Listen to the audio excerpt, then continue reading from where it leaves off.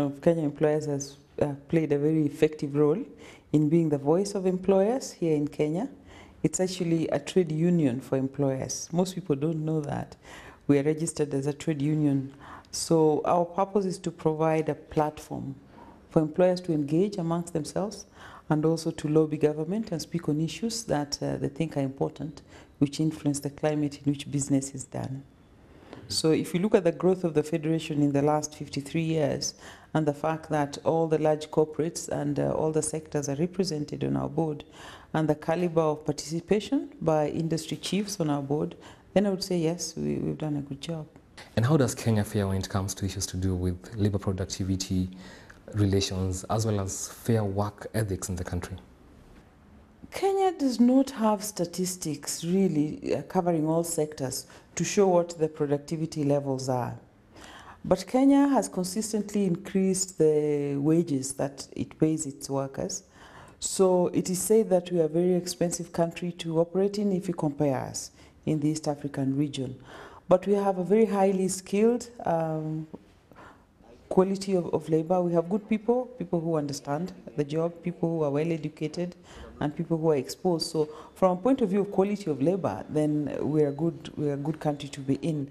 But from a point of view of the cost of that labor, then we are not as competitive as we should be. Looking at recent statistics which indicate about 10.96 million people had been employed in the year 2010, what role is FKE playing to address this imbalance? We know already Kenya has about 40 million people. That means we have a large population, which means there is a lot of unemployment in the country.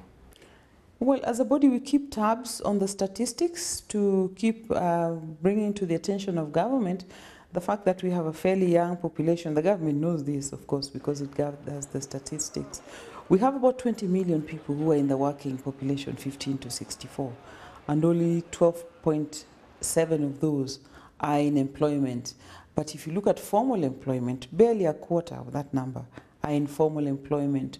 So our engagement with government is to see that there is enhanced collaboration between the institutions of higher learning, tertiary institutions, and industry to influence the kind of curriculums and education that our young people go through to prepare them better for the world of work.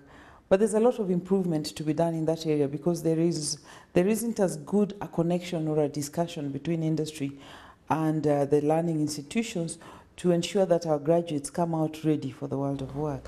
Moving on, we've seen employers in recent years complaining that the universities are not churning out graduates that are, who are meeting the industry expectations as well as skills.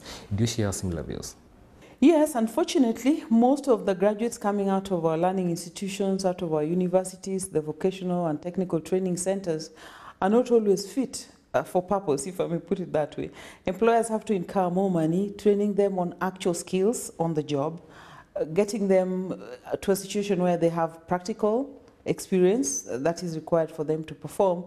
And this again is a reflection of the fact that we do not have good engagement between industry and the learning institutions to expose our young people to practical aspects of work. So largely what they go through is theoretical training. They're bright young people. It's not because they're substandard. They're brilliant young people. It's the process we take them through, the learning process, that does not expose them to the world of work and give them the practical skills they need. So as employers, we've been complaining because we have to incur more money. After you've recruited this brilliant young man or young lady, you have to train her or him again to get the practical tips that they need for them to perform well on the job. Now, FK is one of the players that has come out against the move by the government, which recently announced a 13.1% minimum wage increment during this year's Labor Day. Why are you opposed to this move? We do not believe that wages should chase inflation. You'll never get it right. You cannot keep increasing salaries because the inflation rate is higher or the cost of borrowing has gone up. What you need to do is to address the capacity of that person who's earning the minimum wage to buy the basic commodities that they need to buy. You need to price our essential commodities and products at a level which is affordable. If you're paying 50 shillings for a packet of milk today and a loaf of bread, that's just not realistic. So although I pay you more, I give you 13.1%, the cost of goods and services in the market is higher. So you will keep needing to be paid more to be able to meet your basic needs, which is not tenable. Instead, we should look at issues that are driving the cost of these basic commodities and address that. We should focus on productivity and invest in a system which can help us begin to collect productivity indices so we know how the service sector is doing, how the agricultural sector is doing, and be able to pay for productivity.